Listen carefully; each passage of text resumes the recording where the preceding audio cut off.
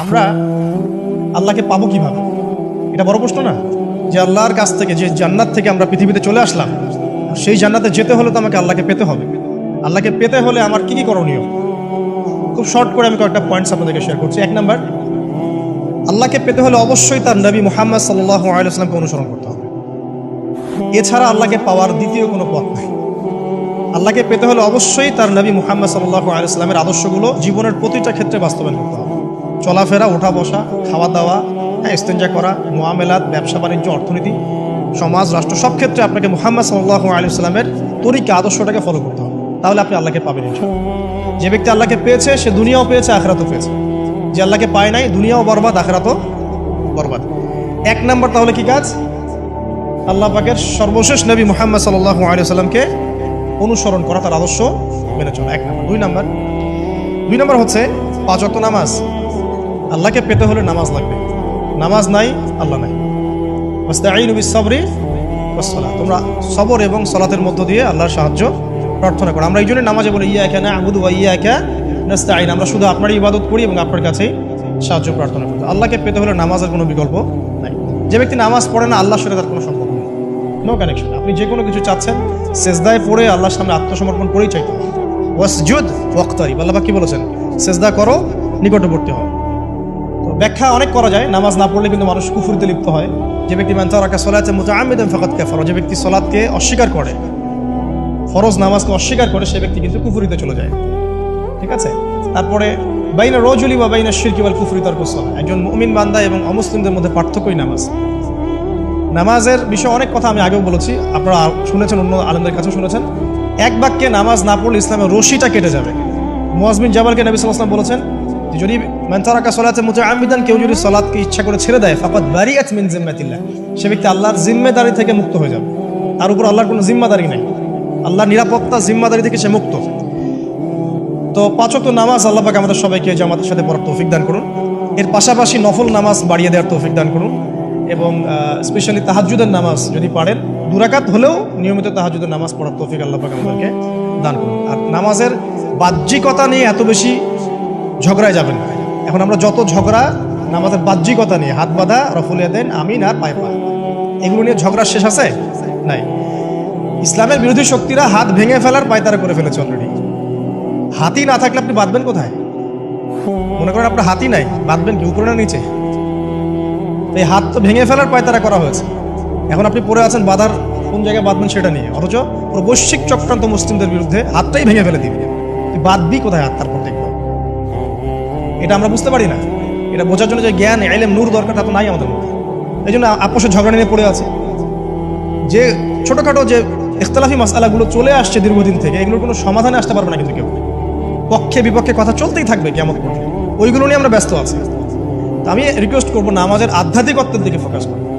নামাজের আধ্যাত্মিকত্ব কি? আপনি আল্লাহর সামনে দাঁড়িয়েছেন, দুনিয়ার সাথে এখন আপনার কোনো সম্পর্ক, আপনি এবং আল্লাহ, মাঝখানে কিছু নাই।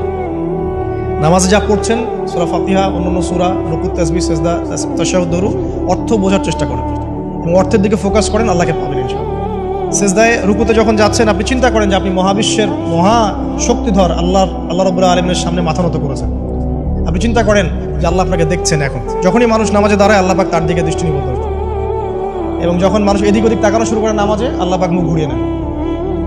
হ্যাঁ, নামাজে ওই যে আমরা যে ডিজিটাল নামাজ পড়ি না, এখন ডিজিটাল মানে 4 রাকাত নামাজ 4 মিনিটে শেষ।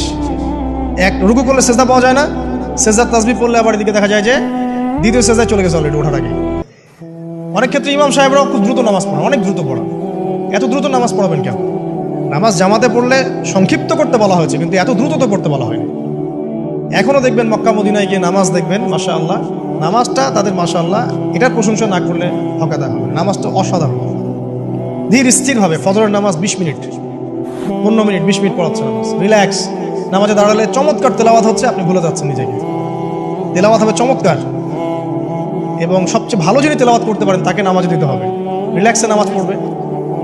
ক্ষেত্র বিশেষে আপনি শর্ট করতে পারেন, কিন্তু সবসময় কেন আমরা 4 রাকাত নামাজ 3 মিনিটে শেষ করে দিব? আবার নামাজের পর দোয়াটা হবে লম্বা, অথচ নামাজটাই ছিল দোয়া, নামাজটাই কিন্তু দোয়া।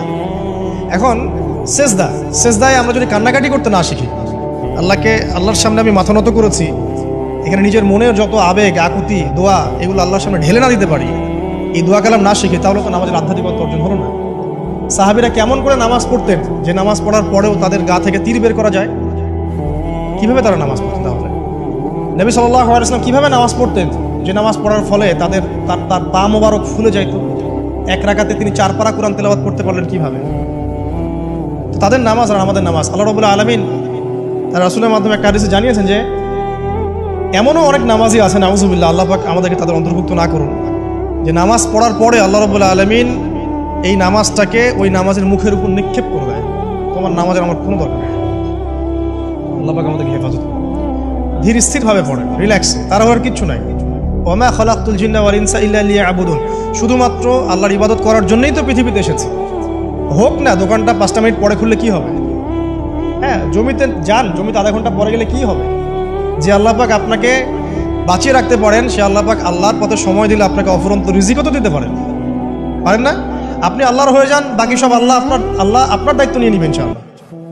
আপনি নিজে আল্লাহর হয়ে যান, আপনার সব কিছু দায়িত্ব কে নিয়ে নেবে? আল্লাহ নিয়ে নেবে। আল্লাহ পাক আমাদেরকে ধীর স্থিরভাবে আধ্যাত্মিকত্ব অর্জন করে নামাজ পড়ার তৌফিক দান করুন। আমিন। দেখুন, আল্লাহকে পাওয়ার সবচেয়ে সেরা মাধ্যম কি? নামাজ। তার আগে বলেছি নবী সাল্লাল্লাহু আলাইহি ওয়াসাল্লামের অনুসরণ। আল্লাহকে পাওয়ার তৃতীয় একটা মাধ্যম বলে দিই আমি, সওম বা রোজা রাখা।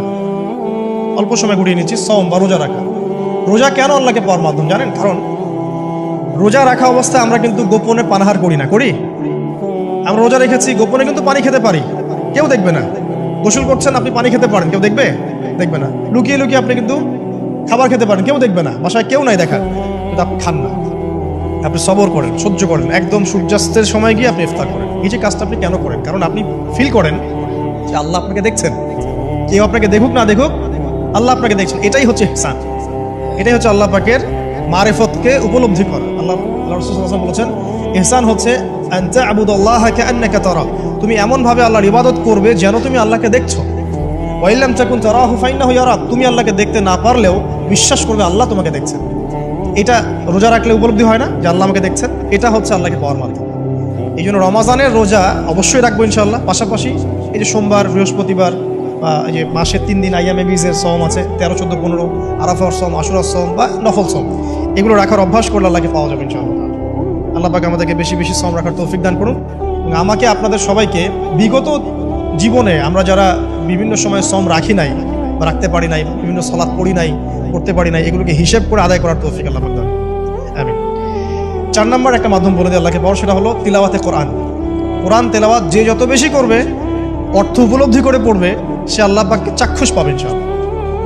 মানে আল্লাহ রাব্বুল আলামিন একটা চিঠি দিয়েছেন, মনে করেন আপনাকে, আপনার একজন কথার কথা এক্সাম্পল দিচ্ছি, যে আপনার কোনো একজন বন্ধু আছে অনেক দূরের কোনো দেশে, তা আপনি তাকে দেখেনও নাই, আপনি তাকে চিনেনও, মানে আপনি তার চেহারা দেখেন নাই, তাকে চিনেন না, তার সাথে যোগাযোগের মাধ্যম হচ্ছে আপনার চিঠি বা মেসেজ, ঠিক আছে?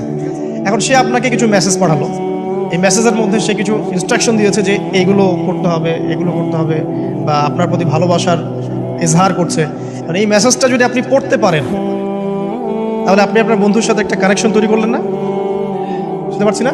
আচ্ছা, এখন সমস্যা হচ্ছে কি, আমরা ওই মেসেজটা পড়তেই পারি না। আমরা তো কোরআনটা পড়তেই জানি না, তাহলে মেসেজটা পাবো কিভাবে? আর যারা পড়তে জানি সেই ভাষাটা বুঝি না। এখন ওই বন্ধু মনে করেন চিঠি লিখেছে বাংলা ভাষায়, আর আপনি বাংলা পড়তে জানেন না, তাহলে কি পারবেন উপলব্ধি করতে তার মনের ভাব, সেই বন্ধুর আবেগ, ভালোবাসা, প্রেম আপনি উপলব্ধি করতে পারবেন? লিখেছে সে উর্দু দিয়ে বা ইংরেজিতে, আপনি ইংরেজি বোঝেন না, ইংরেজি লিখতে পারেন না, তাহলে কি আপনি তার চিঠি বুঝতে পারবেন? এখন আমরা যেহেতু আরবি বুঝি না, এই কারণে কোরআনের মধ্যে কি বলেছেন আল্লাহ রাব্বুল আলামিন আমরা উপলব্ধি করতে পারছি। আমি কি বুঝতে পারছি? তো কোরআন শুধুমাত্র তিলাওয়াত করা যথেষ্ট নয়। তিলাওয়াত করলে আপনি প্রত্যেক হরফে 10 টাকা পাবেন, কোনো সমস্যা নাই, কিন্তু ওই মেসেজটাকে উপলব্ধি করতে হলে আপনার অর্থটা জানতে হবে। অর্থ জানলে পরে আপনি দেখবেন আল্লাহকে আপনি চাক্ষুষ সামনে পাচ্ছেন ইনশাআল্লাহ। আপনি হতাশ হয়েছেন, হতাশা দূর করার জন্য সূরা আছে কোরআন। বিপদে পড়েছেন, বিপদ দূর করার সূরা আছে কোরআন। আপনার রিজিকের সমস্যা কাটানোর সূরা কোরআনে আছে। হাজতের প্রয়োজন, সূরা ইয়াসিন, হাজতের সূরা চলে আসে। অসুস্থ হয়েছেন, শেফার সূরা কোরআনে আছে। বা কাউকে জিন টোনা করা হয়েছে, বানটোনা করা হয়েছে, ওর শেফাও কোরআনে আছে। এমন কোনো বিষয় নাই যেটা আল্লাহ রাব্বুল আলামিন কোরআনের মধ্যে নাজিল করেন নাই। ব্যবসা করতে চান, কোরআন কথা বলবে, ঠিক আছে? আপনি সামাজিক বিষয়ে ডিল করতে চান, সূরা হুজুরাত কথা বলবে। আপনি ইতিহাস ভালোবাসেন, কোরআনে ইতিহাস দিয়ে ভর্তি করা আছে। আপনি কাব্য ভালোবাসেন, কবিতা পড়তে ভালোবাসেন, কোরআনের মধ্যে কবিতা দিয়েও ভর্তি আছে। আর রহমান আল্লামাল কোরআন খালাকাল ইনসান, এখানে ছন্দ আছে না? প্রত্যেকটা ছন্দ, ওয়ান নাজমি ইযা হাওয়া মা দাল্লা সাহিবুকুম ওয়া মা গাওয়া ওয়া মা ইয়ানতিকু আনিল হাওয়া, ছন্দ আছে না? আপনি উপন্যাস ভালোবাসেন, কোরআনে অনেক উপন্যাস আছে, যা চান তাই পাবেন। এক কথায় আপনি আল্লাহকে পাবেন কোরআনের মধ্য দিয়ে। কোরআনের সাথে যার সম্পর্ক যত বেশি, আল্লাহর মারিফত সে তত বেশি পাবে ইনশাআল্লাহু আযজা ওয়া জাল। চারটা বলেছি না? 5 নাম্বার হচ্ছে হজ উমরা করা। হজ উমরা আল্লাহ পাক আমাদের সবাইকে বেশি বেশি করার তৌফিক দেয়। হজ এবং উমরা এমন কিছু কাজ আছে যে কাজগুলো সরাসরি আপনার সাথে আল্লাহ পাকে কানেকশন করা। আরাফার মাঠে যাবেন, ওই মাঠে কি কিয়ামত হবে না? আল্লাহকে চিনতে পারবেন এখানেই। তারপরে যে সাই করেন না, সাফা মারওয়া সাই করে, ওখানে গেলে আপনি বুঝতে পারবেন যে কিভাবে ইসমাইল আলাইহিস সালামকে পানি দেওয়ার জন্য তার মা হাজরা এখানে দৌড়াদৌড়ি করেছে। বাইতুল্লাহ দেখবেন, আপনি চিনবেন যে আল্লাহর তাওহীদ কি জিনিস। চোখে দেখার সাথে সাথে আপনার ভিতরে এমন একটা ফিলিংস আসবে যেটা ভাষায় প্রকাশ করা যাবে। চোখে দেখার সাথে সাথে এমন একটা ফিলিংস আসবে, আপনাকে আমি এটা ভাষায় প্রকাশ করে বোঝাতে পারবো না। আপনি জানবেন ইব্রাহিম আলাইহিস সালাম এবং তার ছেলে ইসমাইল আলাইহিস সালাম বাপ বেটা মিলে রাজমিস্ত্রি কাজ করেছে। এটা আপনি জমজম কূপ দেখবেন, পানি পান করবেন, আল্লাহকে চিনতে পারবেন। এই কূপ অলৌকিক, এই কূপের মতো কূপ নাই পৃথিবীতে, এর পানি কখনো শেষ হয় না। এবং এই পানি খেয়ে মানুষ বেঁচে থাকতে পারে, খাবারের দরকার হবে না। দীর্ঘদিন পর্যন্ত এই পানি খেয়ে মানুষ বেঁচে থাকতে পারবে, খাবারের প্রয়োজন হয় না। তো এই পানির মধ্যে এমন কিছু উপাদান আছে যেটা মানুষের শরীরের রোগগুলোকে শেফা দিয়ে দিবে ইনশাআল্লাহ তাআলা আল্লাহর হুকুমে। তো প্রত্যেকটা কাজে রাসূল সাল্লাল্লাহু আলাইহি ওয়াসাল্লামের শহরে গেছেন মদিনায়, ওই মদিনার বাতাসটা আপনাকে বলে দিবে যে এটা একটা অন্যরকম শহর। ঠিক আছে? রাসূল সাল্লাল্লাহু আলাইহি ওয়াসাল্লামের রওজায় যাবেন, সামনে দাঁড়াবেন, আপনি আল্লাহকে চিনতে পারবেন। আপনি আর পৃথিবীতে থাকবেন না, অন্য জগতে চলে যাবেন।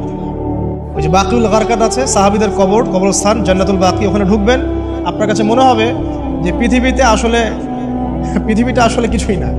পৃথিবীর সবচেয়ে সেরা মানুষগুলো এই মাটির নিচে শুয়ে আছে, ওখানে আপনাকে খুবই তুচ্ছ মনে হবে তাদের সাথে। এই যে মানে বিভিন্ন জায়গায় গিয়ে আল্লাহকে চিনতে পাওয়া, এটা সবচেয়ে ভালো হয় হজ এবং উমরাতে গিয়ে। আল্লাহ পাক আমাদেরকে তৌফিক এনায়েত করুন। এটা একটা আল্লাহকে পাওয়ার দোষ। যাদের হজ ফরজ হয়ে গেছে অবশ্যই হজ করে ফেলবেন, আর যাদের সামর্থ্য আছে তারা বেশি বেশি উমরা করবেন। নবী সাল্লাল্লাহু আলাইহি ওয়াসাল্লাম বলেছেন, এক হজ পরের হজের মধ্যে যত গুনাহ মাফ করিয়ে দেয়, এক উমরা পরের উমরার মধ্যে যত গুনাহ সেগুলোকে মাফ করিয়ে দেয়। আল্লাহ পাক আমাদেরকে এই আমলগুলো করার তৌফিক এনায়েত করুন। 6 নাম্বার বলছি জিকির। আল্লাহ পাকের জিকির বাড়াতে হবে। যে আল্লাহ পাকের জিকির যত বেশি করবে, সে আল্লাহ পাকের মারিফত তত বেশি উপলব্ধি করবে, আল্লাহকে পাবে ইনশাআল্লাহ। আর এই জিকির করার জন্য ওযুও শর্ত নয়, জানেন? আল্লাহর জিকির করার জন্য কিন্তু ওযু শর্ত নয়। আপনি মনে মনে চলতে ফিরতে অলওয়েজ সুবহানাল্লাহ, আলহামদুলিল্লাহ, আল্লাহু আকবার, লা ইলাহা ইল্লাল্লাহ, আস্তাগফিরুল্লাহ পড়তেই থাকতে পারেন। কষ্ট কিছু আছে? খালি জবান চলবে, খালি জবান চলবে। মাঠে কাজ করছেন, ওই যে লাঙল দিয়ে কাজ করছেন, সেচ দিচ্ছেন, আপনি পড়তে থাকবেন আস্তাগফিরুল্লাহ ওয়া আতুবু ইলাইহি, লা হাওলা ওয়ালা কুওয়াতা ইল্লা বিল্লাহ, সুবহানাল্লাহ, আলহামদুলিল্লাহ, লা ইলাহা ইল্লাল্লাহ, আল্লাহু আকবার। কোনো সমস্যা? কোনো সমস্যা নেই। রান্না বান্না করছে মেয়েরা, এটা করতে করতে পড়তে পারবে না? গাড়ি ড্রাইভ করছেন, ড্রাইভ করতে করতে আপনি পড়তে পারবেন লা ইলাহা ইল্লাল্লাহ ওয়াহদাহু লা শারীকা লাহু, লাহুল মুলক ওয়া লাহুল হামদু ওয়া হুয়া আলা কুল্লি শাইইন কাদির। যে কোনো কাজ করতে করতেই ইল্লাল ইস্তিনজা, ইস্তিনজা বাদ দিয়ে। ইস্তিনজা কি জিনিস? প্রসাব পায়খানা। এই সময় এগুলো মুখ দিয়ে বলবেন না, দরকার নাই। আপনি এখানে এরপরে যে সময়গুলো আছে এগুলোতে আপনি জিকির বাড়াবেন। যে যত বেশি জিকির করবে তার কলব তত বেশি পরিচ্ছন্ন হবে। যার কলব যত পরিচ্ছন্ন, আল্লাহর নূর তার কলবে তত বেশি আসবে, সে আল্লাহ পাকে তত কাছে পাবে ইনশাআল্লাহু আযজা ওয়া জাল। 7 নাম্বার দোয়া ইস্তেগফার বাড়িয়ে দেয়। আল্লাহর কাছে বেশি বেশি দোয়া করতে হবে। দোয়া বাড়িয়ে দেন। দোয়ার জন্য হুজুর ডাকতে হবে না, দোয়ার জন্য আমাকে ডেকে বাসায় খাওয়ানোরও দরকার নেই। দোয়ার জন্য আপনি যথেষ্ট। নামাজে দাঁড়ান, নামাজের সেজদায় দোয়া করেন, নফল নামাজ পড়েন, নফল নামাজের সেজদায় দোয়া করেন, নামাজের পরে হাত তুলে দোয়া করেন প্রয়োজনে, নামাজে সালাম ফেরানোর আগে দোয়া করেন, যে কোনো ভালো কাজ করেছেন তারপর দোয়া করেন। ঠিক আছে? কোরআন তেলাওয়াত করলেন, দোয়া করেন। তাহাজ্জুদের ওয়াক্তে দোয়া করেন, বৃষ্টি পড়ছে তখন দোয়া করেন। ঠিক আছে? মানে দোয়া কবুলের মোমেন্ট, সময়গুলো, আজান হয়েছে, আজান ইকামতের মাঝখানে দোয়া করেন। এই যে এখন খুতবা হচ্ছে, এই সময় দোয়া করেন, দোয়া কবুল হবে। দিনী মসজিদে বসেছেন, দোয়া করেন, দোয়া করতে থাকেন। যত বেশি আপনি দোয়া করতে পারবেন আল্লাহর কাছে, ইনশাআল্লাহ আল্লাহকে আপনি তত কাছে পাবেন ইনশাআল্লাহ। এটা আল্লাহকে পাওয়ার অন্যতম মাধ্যম। এবং ইস্তেগফার মানে কি? তওবা করা। আস্তাগফিরুল্লাহাল্লাযী লা ইলাহা ইল্লা হুয়াল হাইয়ুল কাইয়ুম ওয়া আতুবু ইলাইহি। এটা বেশি বেশি পড়বেন। দিনে কমপক্ষে 70 বার বা 100 বার পড়ার চেষ্টা করবেন। আল্লাহ পাক তৌফিক দান করুন। কয়টা বলেছি ভাই? 7টা। আচ্ছা, 8 নাম্বার হচ্ছে সদকা করা। সদকা, দান সদাকা আল্লাহর কাছে খুব বেশি পছন্দের। দান সদকা করার জন্য সম্পদ লাগে না। আমার কথা শুনেন, দান সদকা করার জন্য সম্পদ লাগে না, কলিজা লাগে, মন লাগে। বহু বড় বড় মানুষ আছে দান সদকা করতে পারে না, কোটিপতি, যাকাত দেয় না, আছে না? আর বহু গরিব মানুষ ভ্যান চালায়, কৃষি কাজ করে, দেখবেন 100 টাকা দান করে দিল, মন থাকতে হয়, মন, কলিজা বড় থাকতে হয়। যাদের কলিজা বড়, মন বড়, তারা দান সদকা করতে পারবে ইনশাআল্লাহ। আর যার মন বড় সেখানেই তো আল্লাহ নূর আসবে। সংক্ষিপ্ত মনে, সংকীর্ণ মন, আল্লাহ নূর কোত্থেকে আসবে? কথা বুঝতে পারেন নাই? তো দান সদকা বাড়ান। আপনি 1 টাকা দান করেন, 5 টাকা দান করেন, হালাল রিজিক থেকে 1 টাকা দান করেন, সেটা আল্লাহর কাছে অনেক বেশি পছন্দের। একটা হাদিসে নবী সাল্লাল্লাহু আলাইহি ওয়াসাল্লাম বলেছেন, হালাল উপার্জন থেকে আল্লাহর বান্দারা যখন একটা খেজুরও দান করে, আল্লাহ পাক সেই একটা খেজুরকে আস্তে আস্তে বড় করতে থাকেন, বড় করতে থাকেন, বড় করতে থাকেন। এটা এক পর্যায়ে পাহাড়ের সমান হয়ে যায়। কিয়ামতের মাঠে মানুষ তার দান এবং সাদাকার যে ছায়া, এই ছায়ার নিচে অবস্থান করবে। আপনার বিপদ হয়েছে, দান সদকা করেন, বিপদ দূর হয়ে যাবে ইনশাআল্লাহ। জটিল কোনো রোগ হয়েছে, কোনো ডাক্তার ট্রিটমেন্ট করতে পারছে না, সদকা করেন, রোগ ভালো হয়ে যেতে পারে ইনশাআল্লাহ। সদকার ব্যাপক ফজিলত আছে। সদাকা, দান সদাকা, দোয়া, এগুলো তাকদীরের যে বিপদ আপদগুলো আছে না, ঝুলে আছে, আমাদের তাকদীরে বিপদ আছে না অনেক, এগুলোকেও সরিয়ে দিতে পারে আল্লাহ। এই শক্তি আছে দোয়া এবং দান সদকার মধ্যে।